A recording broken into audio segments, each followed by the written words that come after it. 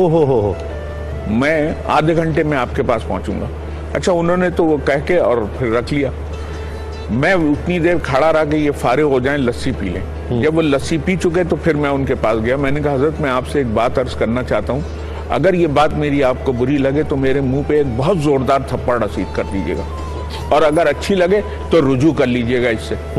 وہ کہنے جی فرمائیں. میں نے ان کو پورا بتایا. میں نے کہا صاحب یہ دکاندار کیا سوچے گا, میں کیا سوچ رہا ہوں آپ کے بارے میں. ہمارے لیے تو آپ جو ہیں وہ ہمارا ایک طرح سے نمائندہ ہم تصور کر رہے ہیں نا. آپ نے جو آپ کی جو نشانیاں ہیں آپ کے پاس وہ ساری کی ساری ہماری دین کی نمائندگی کر رہی ہیں. تو ایسی صورت میں کیا سوچوں, یہ لسی والا کیا سوچے گا, یہ کارندہ کیا سوچے گا.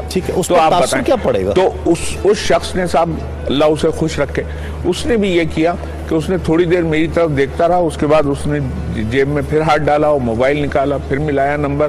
اس نے کہا صاحب میں ابھی آپ سے میں نے جھوٹ بولا تھا اور میں بس میں نہیں ہوں, اب میں یہاں لسی پی رہا تھا, اب میں لسی پی چکا ہوں, اب میں نکلوں گا یہاں سے تو مجھے 1 گھنٹہ لگے گا, اگر آپ میرا انتظار کر سکتے ہیں کریں, چلیں. اور مجھ سے کہا بہت شکریہ آپ کا. تو میں ایک بات کی عرض کروں, کیونکہ ہم نے ٹوکنا بھی چھوڑ دیا ہے. ٹوکنا یوں چھوڑ دیا ہم نے کہ ہم اس کے سامنے ایک جامع اور مکمل آدمی کے طور پہ اپنے آپ کو پیش کرتے ہیں. اگر ہم اپنی نفی کر کے اس کو کسی مثبت راستے کی طرف لے جائیں نا تو یقینی طور پر وہ جس میں ہمارا کوئی مقصد بھی نہ ہو, بظاہر کوئی ذاتی مفاد بھی نہ ہو, کوئی اس میں نفع بھی نہ ہو. اچھا ایک چیز یہ تو بہت ویلڈ بات ہے, لیکن ایک چیز آپ نے اپنے معاشرے میں نہیں دیکھی کہ اگر کوئی ایک آدمی وہ جو بظاہر مسلمان اس طرح کا مولوی نہیں دکھ رہا ہے, اگر وہ کر رہا ہے, اور ایک وہی کام اگر کوئی داڑھی والا کر رہا ہے جس نے داڑھی رکھی ہوئی ہے یا داڑھی اس کی بڑی ہوئی ہے سمجھ لیجئے, اگر وہ کر رہا ہے تو اس پر زیادہ سیخ پا ہو جائے گا. ارے مولویوں کے یہ کر رہے ہو, یہ کیا رویہ ہے. دیکھیں مسئلہ یہ ہے کہ یہ بات اپنی جگہ بالکل ٹھیک ہے کہ اس کو نہیں کرنا چاہیے, کسی کو بھی نہیں کرنا چاہیے, کسی کو بھی نہیں کرنا چاہیے, لیکن چونکہ اس کو وہ ہمیں بظاہر نمائندہ نظر زیادہ لگ رہا ہے, زیادہ لگ رہا ہے تو اس پر ذمہ داری بھی زیادہ آ رہی ہے.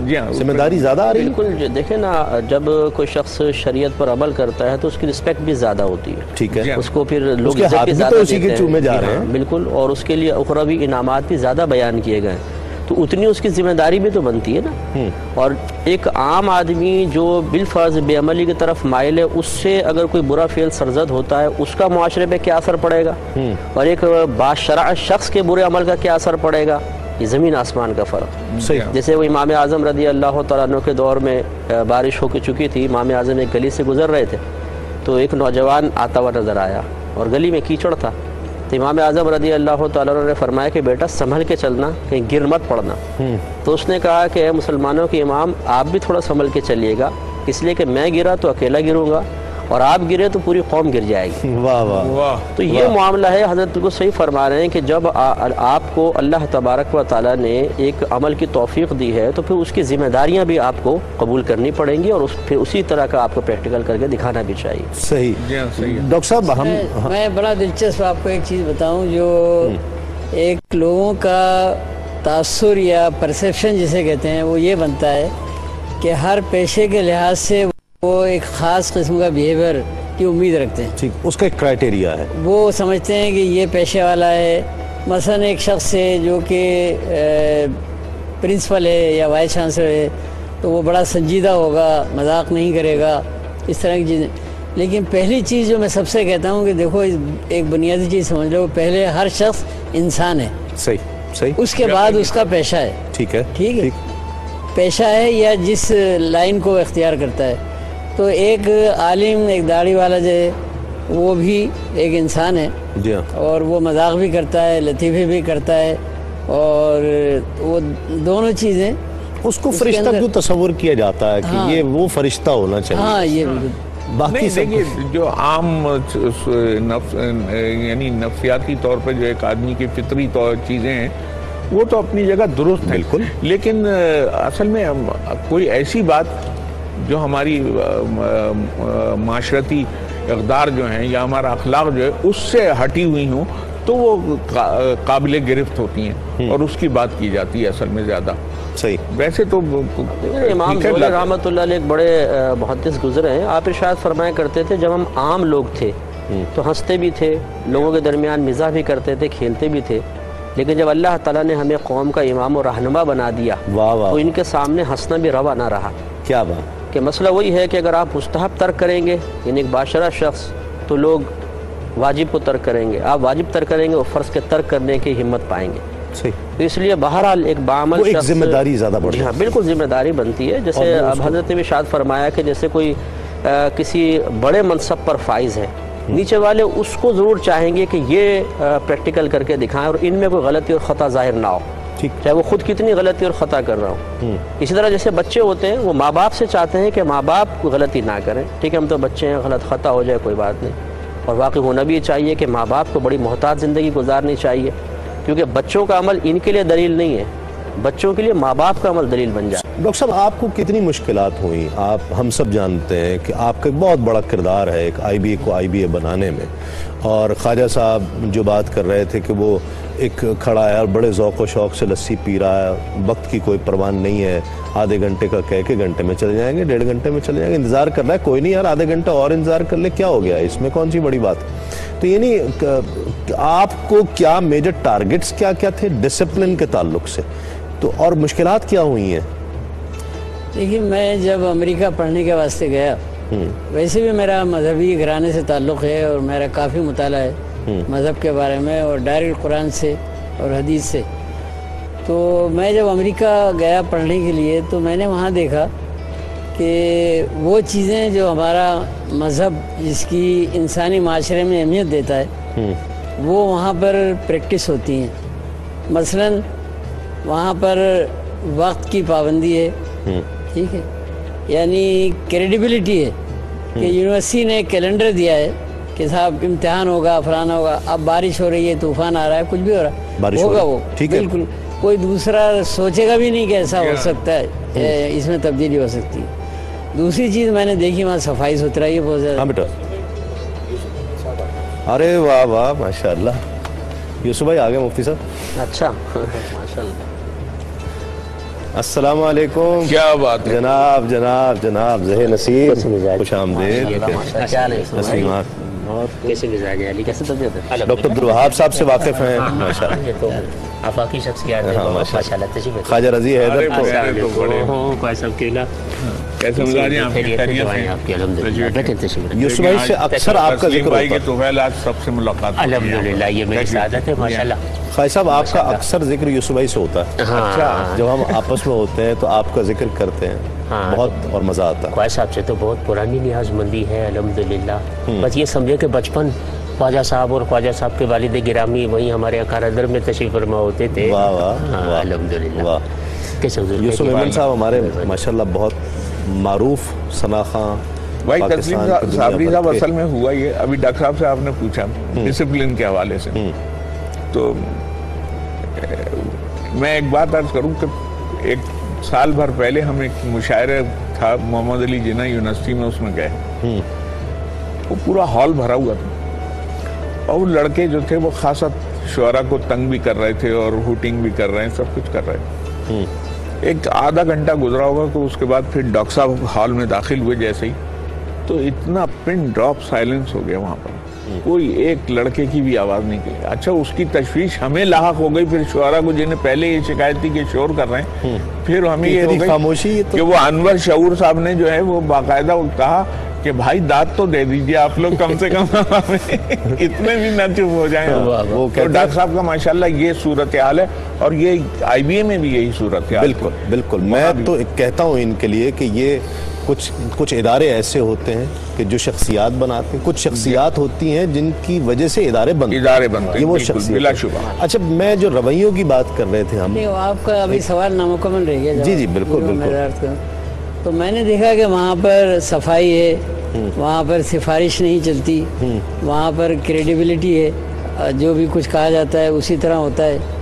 تو بہت سی اچھی باتیں دیکھی, تو میں نے سوچا کہ کیا میں پاکستان میں جاؤں تو کیا یہ چیزیں وہاں ممکن ہیں یا نہیں ہیں.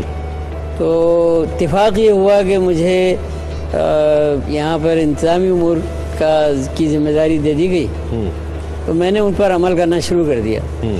پہلا تو یہ تھا کہ جو کیلنڈر ہم بنائیں گے وہ ہر صورت میں فالو ہوگا. ٹھیک ہے. اچھا اس کے بعد دوسرا یہ تھا کہ سفارش کوئی بھی کرے گا کسی صورت میں قبول نہیں ہوگی. تیسری چیز ڈسپلن ہوگا اور چوتھی چیز کہ صفائی ہوگی. تو شروع میں جب میں نے فیصلے سخت کرنا شروع کیے تو مخالفتیں ہوں گی. نہیں, کئی لوگوں نے مجھ سے یہ پوچھا کہ تمہارا آرمی میں کون ہے جس کے بلبوتے پہ تم کر رہے ہو, یا تمہارا بیوروکریسی میں کون ہے. تو میں نے جو ان کو جواب دیا وہ یہ تھا کہ جو بیوروکریسی یا آرمی کے بھروسے پہ کرتا ہے اس کی مثال ایسی ہے جیسے گاڑی کو جیک پر کھڑا کر دیا. تو جتنا اونچا جیک ہوتا ہے گاڑی اتنی اونچی چلی جاتی ہے, لیکن جب وہ ہٹتا ہے تو وہ نیچے آ جاتی ہے. تو میں نے انہیں بتایا کہ اصل طاقت جو ہے وہ انسان کی ضمیر کی ہوتی ہے. اور میرا گزشتہ سمجھ لیے کہ 48 سال کا تجربہ میں آپ کو بتا رہا ہوں. اس چیز کو لوگ نہ تذکرہ کرتے نہ اس کو وہ کوئی فیکٹر سمجھتے. وہ یہ ہے کہ اگر آپ نہایت دیانتداری کے ساتھ بالکل وداؤٹ اینی ایکسیپشن, بہت اچھی بات, اگر آپ عمل کر رہے ہوں تو اللہ تعالیٰ روب ڈال دیتا ہے. صحیح. اور یہ قرآن شریف میں آپ نے تو بہت اچھی طرح پڑھا ہوگا کہ جب جنگ خندق کے بعد اللہ تعالیٰ نے فرمایا اور حضور نے بھی اعلان کر دیا کہ یہودیوں کا محاصرہ کیا جائے گا. ان میں بڑا دمخم تھا کہ ہم ایسا کر دیں گے ویسا کر دیں گے. تو قرآن شریف میں اللہ تعالیٰ نے فرمایا کہ انہوں نے ہر تیاری کی, لیکن ہم ان پر ایسی طرف سے آئے جس کا انہیں گمان بھی نہیں تھا. ہم نے ان کے دل میں رعب ڈال دیا. سبحان اللہ. تو وہ ہتھیار. تو میرا تجربہ یہ رہا کہ اگر وہ دیانتداری ہو تو پھر وہاں سے اللہ تعالیٰ رعب ڈال دیتا ہے. مدد اور نصرت جو ہے. اب کراچی یونیورسٹی جو ہے وہ اتنا بڑا ادارہ تھا, وہاں پر لوگ یہ کہتے تھے کہ ڈوبا ہوا جہاز ہے, تنظیمیں ہیں, تنظیموں میں ساری جماعتیں ہیں, لیکن اللہ تعالیٰ کی مہربانی سے بالکل امن و امان قائم کر دیا. آپ کو بہت اور کسی, لیکن اس میں آپ کو ایکسیپشن قیامت تک نہیں کرنا پڑتا. میرا بڑا بیٹا تھا, وہ اس کے 2 نمبر کم تھے تو وہ رہ گیا, داخلہ اس کا نہیں ہوا. اور یہ میں نام بنا بتا رہا ہوں. عالم دیکھیے آپ, اس کی ڈسپلن جو ہے وہ کس طرح کا ہے کہ اس کے بغیر چلے گا بھی نہیں. بھتیجی جو تھی وہ ٹیسٹ میں پاس نہیں ہو سکی. میری بہن کا بیٹا, وہ بڑا نازک رشتہ ہوتا ہے, ہمارے بہنوں ہی آئے, انہوں نے کہا ہم یہ کریں گے وہ کریں گے داخل. میں نے کسی کو داخل, اسی کے اچھا یہی اگر اس پر کر لیا. اچھا مجھے بلا تکلف یہ بتائیے کیا چلے گا, چائے ٹھنڈا؟ ہاں چائے اخلاقی طور پہ چائے اگر چائے لے کر آؤ. اس میں آپ کو بتا سکتا ہوں کہ میں سیمینار بھی کرتا تھا کہ آپ یہ پریشر اور سفارش کو کیسے ریسیس کر سکتے ہیں. تو اس میں ہوتا یہ ہے کہ کچھ دنوں تو لوگ کوشش کرتے ہیں لیکن بعد میں وہ اسے ایکسیپٹ کر لیتے ہیں. صحیح. ایک بہت بڑے آدمی کا جو پاکستان میں بڑی طاقتور شخصیت تھی, تو انہوں نے ایک دفعہ مجھ سے کہا, بلایا وہاں اپنی اس جگہ پر جہاں وہ بیٹھتے تھے, وہ بہت بڑی پاورفل جسے ہیں, میں حوالہ بھی نہیں دے رہا, مناسب نہیں ہے.